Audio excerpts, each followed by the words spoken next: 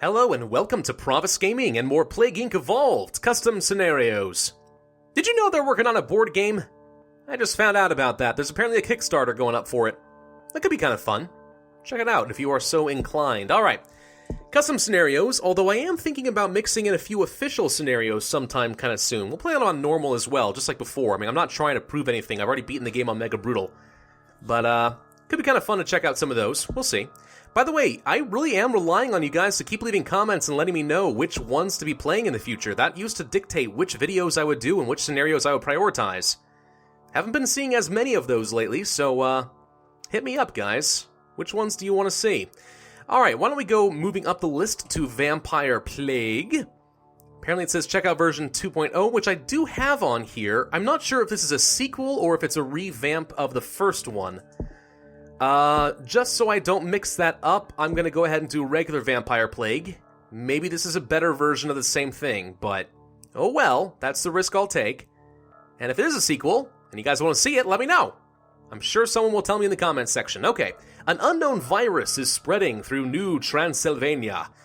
It doesn't appear to cause harm, but infected have got unusually large teeth. They also claim to taste iron in their mouths, and some say they enjoy it. Ooh, the taste of blood. I like the taste of blood, personally. I do, actually, a little bit. My own blood, though, because it has that nice iron flavor. I do like it. It's weird, but it's not like I suck my blood off. Whatever, I'm not going to keep talking about this. What will happen when this weird disease spreads? I don't know, but I bet we're about to find out. Okay, it's a virus. I was kind of expecting the Necroa virus, but that didn't happen. I think we'll go with Transstasis. I've been liking this lately. It's becoming more and more useful, I think. Normal difficulty, Dawn Guard virus. Well, that sounds pretty good, except I prefer to have capitals, so we're going to do that. Bam, Dawn Guard. Welcome to the Vampire Plague. The Dawn Guard virus is an unknown pathogen with the ability to infect brain and with a umlaut. What? Why is there an accent on the A? And muscle cells. How will it respond in the human body?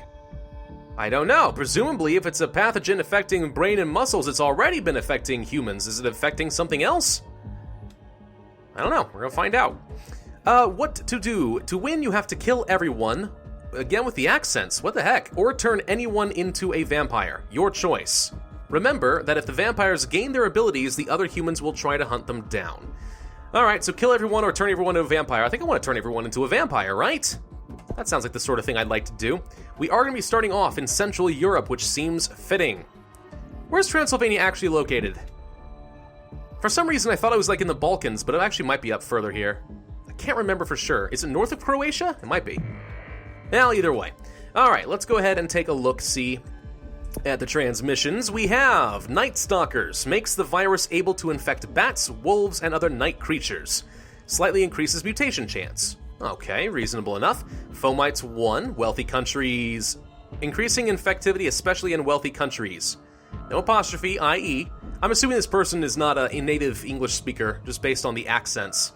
Probably has a different keyboard than we do, which is fine. You know, good for you. I'm actually quite impressed that you're able to learn second languages. I suck with languages, personally. Heck, I'm not even very good with English, although I'd like to critique people on it because I'm a jerk like that. Air 1 gives virus the ability to travel on dust particles in arid and plane transmission. Pretty standard. Water. Okay, again, pretty standard. Blood. This strikes me as the most important one, don't you think? Virus enters the bloodstream, increases infectivity, especially in poor regions of mutation.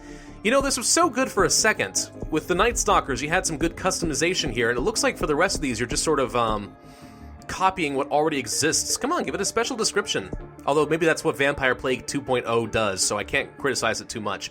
Virus enters the saliva glands, increasing infectivity, especially when a vampire bites someone. And slightly increases mutation. See, there you go. That's what I'm talking about. Alright, that's all pretty good. As far as our symptoms, we start off with vampire denticulation?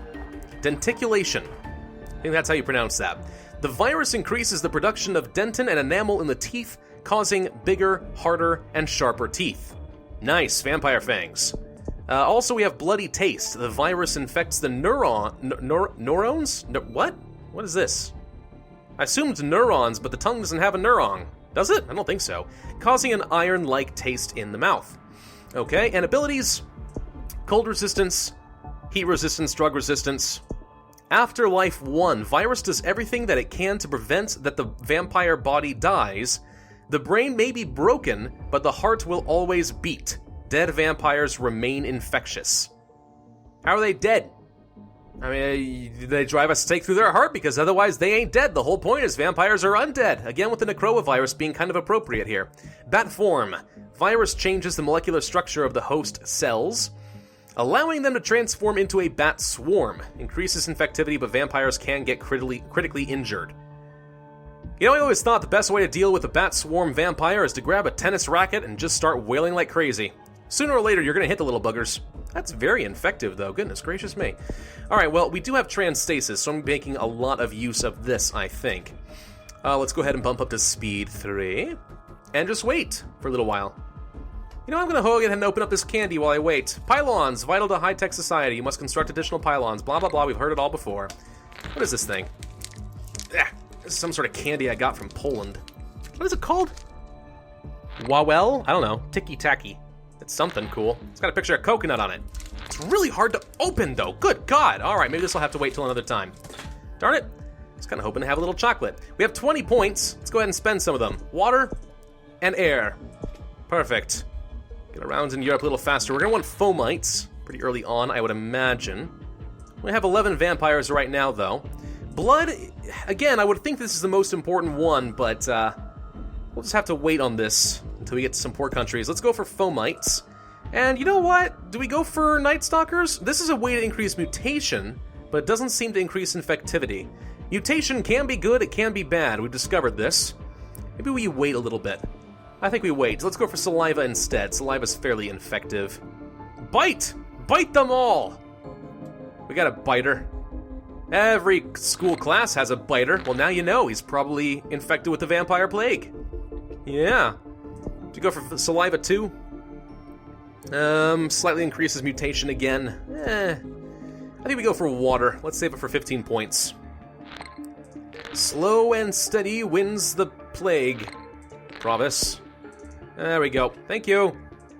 Seriously though, starting in Central Europe is actually a little rough.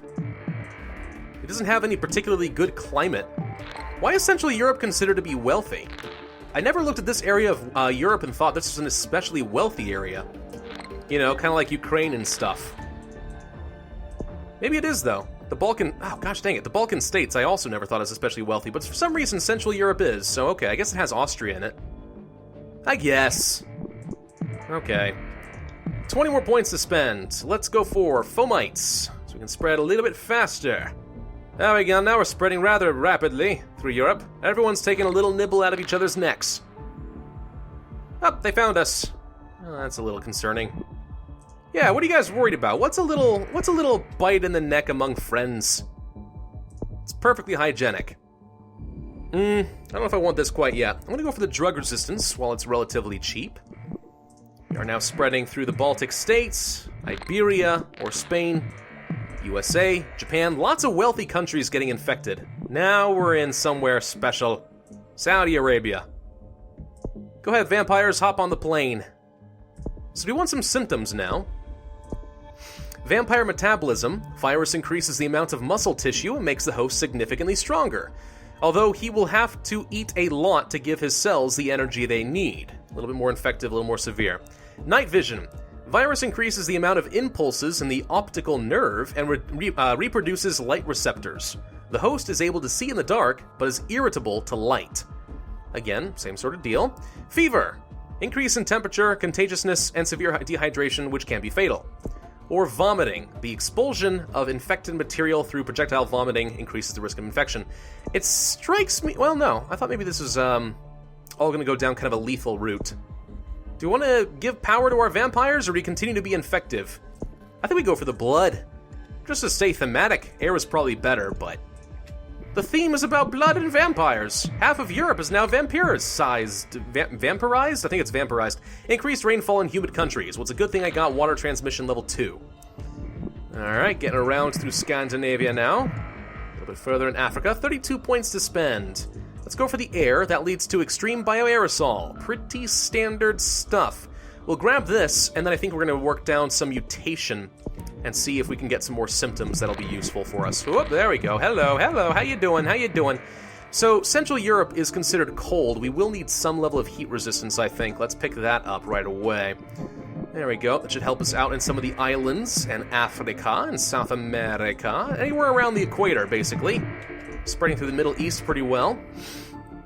So let's go ahead and get some mutation and see what Night Stalkers does for us. That leads to bats, which seems very appropriate. Wolves become susceptible to infection. Slightly increases infectivity, especially in rural regions, and mutation chance. Or cockroaches. Ooh, cockroaches susceptible to infection. Carrier roaches increase infectivity, especially in hot and poor countries. Perfect. We'll grab some of that. Whoa, cockroaches too is expensive, even with transstasis, though. Might be a little bit much for me.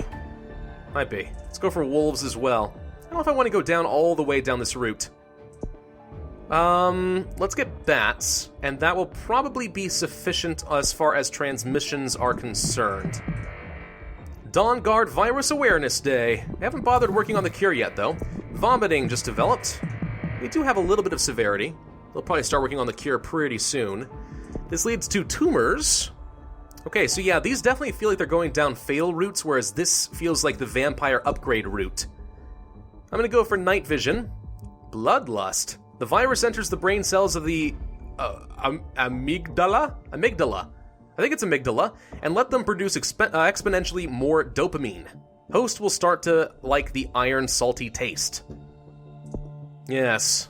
Okay, fine. Vampire metabolism, anemia, decrease in red blood cells, cause a pale skin. Seems fitting for a vampire, don't it? Yeah, it does. Do I go for afterlife? Dead vampires? We don't have any dead vampires yet, so no. No, I don't think we need that. Do we go for anemia? It's a bit more severe. Let's go for anemia. Presumably we need bloodlust for something, though. But I'm still waiting to spread a little bit faster throughout these hot regions. We are missing Morocco, West Africa, Algeria, and Central Africa. Japan shut down their airports for all the good it will do you. Don't you know that vampires can fly? Placed on the watch list. They're starting to make some progress over there. Do we go for bloodlust? Sure, bloodlust. Vampire insanity causes the host to think about drinking blood. Combined with the hunger of its metabolism, makes blood the ideal liquid to get glucose. But others won't be harmless. So I could pick this up, start killing people, and then possibly go for afterlife. Now here's the thing, it says that the dead vampires remain infectious.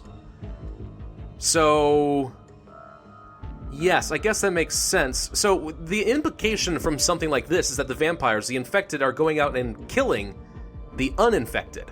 And therefore the uninfected would not have an afterlife. But that's not realistically how it works. It just increases the infectivity, severity. People get infected and then I guess they get themselves killed. And all that stuff. Let's go for afterlife. And let's go for vampire insanity. Should be able to start killing people, get some more DNA from lethality. Adrenaline surge. Virus increases the amount of adrenaline that is released when the host has pain. Vampires are a lot harder to kill by mortals. Yeah, I really feel like this would be a heck of a lot better as a necrovirus. Maybe Vampire Virus 2.0 does that. Keratin overproduction. Virus takes control of the neurons that control the keratin production, causing razor-sharp claws that are almost as dense as diamond and grow back instantly. Yikes. Well, here's hoping we mutate that one for free. Germany is breaking down beneath the will of the vampires. Morocco is the only country we are missing. It's always freaking Morocco. Oh, we did get that one for free. What do you know? Well, now they got the super long claws, fingernail things. You still have your border access. Why can't we get into Morocco? Somebody get me into Morocco, please. We go for adrenaline surge. It's a little bit more lethal. I'm gonna get some more bats. Vampire Bats 3. Virus able to control the thoughts of bats, cause them to attack humans on sight. Significantly increases infectivity, land-based transmission, and mutation. A little bit lethal. Not a bad option if we find we're having a heck of a problem with Morocco. Nope, never mind. Got into Morocco. There's adrenaline surge. It's mutating all the things I wanted. And then lastly, we have complete vampire regression. Regression implies that we're going backwards. We're regressing. Were we vampires before and then we evolved into humans? I mean, that's sort of the implication, and it doesn't make sense, unless I'm understanding that word incorrectly. The virus resets the neurons where the memories are stored. They now make a place for instincts and sensory vampires are now the ultimate predators, which is kinda cool. It looks like it takes away all lethality, though. That's interesting. So here's the thing, though, like, why would I want to turn everyone into vampires? You realize that vampires need a food source. If I turn everyone into vampires, then I'm basically killing them anyway because they're all gonna die of starvation. Nonetheless, we're gonna go for it. And I'm also gonna go for Afterlife 2, there we go. Virus lets neurons send impulses to the liver that will kill and reproduce old red blood cells again. Dead vampires remain infectious for a longer time. Well, that's a fine. It's not so bad. Alright, well, we should start spreading a lot faster in places like Morocco and Africa now. Cure research hasn't destroyed very much, despite the fact that most nations are completely infected. Kinda surprising. Tumors! Well, people are dying again.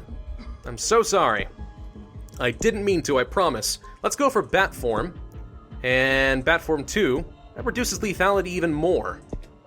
Interesting. I mean, at this point, lethality is a good thing. Going for the victory condition is actually hurting me more than anything else. We got fever. Anything else we care about in the symptoms? What's this? Kidney failure. With 2 L's.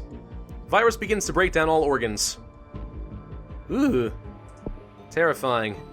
I'm gonna go for the bats, because bats are cool. They actually are. I like bats. Bats are awesome. Well... inflammation developed. No healthy people left on the world. That should be the end of it. Yes, let's go ahead and buy some genetic hardening, some cure resistance, anything to buy myself a little extra score by the end of this. This should be the end, though, yeah? Vampires rule! The Dawnguard virus has successfully turned all humans into vampires. Homo sapiens are no more. The vampires, however, have no consciousness left and relentlessly fight each other for the ultimate rush of blood. Or in the ultimate rush for blood, my mistake. So they're fighting each other, which is great. They're feral. Okay, fun. But the ultimate rush for blood, what blood? There are no Homo sapiens. There's no one to eat. Unless these are the Twilight style of vampires and they can feed on deer or something and sparkle like a princess's tiara in the sun. I don't know. Twilight sucks. The Dawnguard virus has turned all humans into vampires. Only 2 stars. I feel like that was pretty decent. Only 465 days. I guess there was a bit more cure progress than we probably should have had. All in all, though, yeah, not bad. Not bad. It had quite a few custom symptoms and so on. A couple of custom abilities and so on. Yeah, all in all, this is a pretty reasonable scenario. A little bit of room for improvement. I'm actually kind of curious to see what happens with Vampire Plague 2.0. Let me know in the comments section. Is it a sequel? So I give it a shot? Or is it just a revamping of this one? If it's just a revamp, I probably won't do it. Ha! Get that? Revamp? Revampire? Okay, never mind. I just realized that one. Anyway, yeah, no, if it's a sequel, I'll give it a shot. If it's just redoing this one, maybe I'll pick it up when I'm bored and I have nothing else really to do. But otherwise, by itself, this wasn't too bad.